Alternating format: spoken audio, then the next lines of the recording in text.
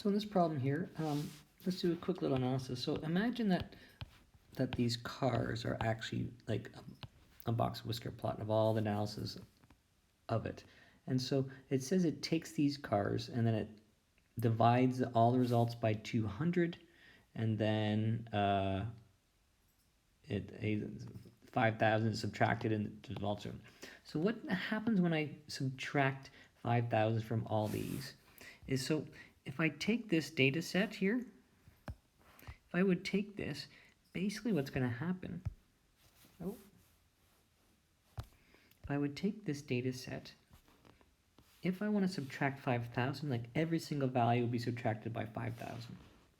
And then if I'm going to divide the results by 200, well, it's going to basically divide them all smaller. Okay, so when I have the 5,000, the standard deviation or the range doesn't change. It just moves the data set over. But when I divide things, the standard deviation or the IQR, it does change. Okay, it gets smaller or bigger depending upon what you do it.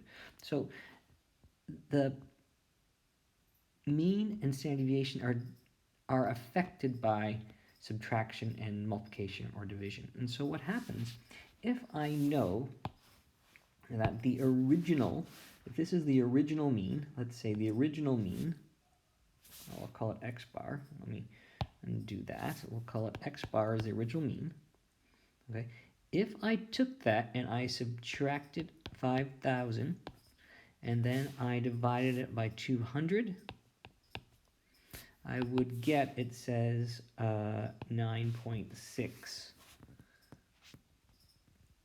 And so finding the original value, I would multiply by 9.6 times 200, and then I would add the 5,000, and that will be the original value, which is 6920. But when I do the standard deviation, right, this 5,000 does not affect it, because in essence, remember, we're just taking it and we're doing this kind of thing. We're not shifting it back and forth. We're just shrinking it or compressing it. So I know that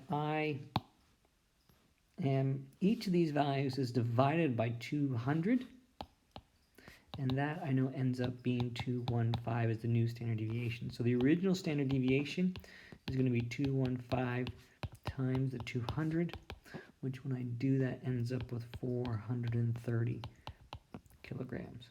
Okay, and so these are linear transformations that are done on the mean and the standard deviation.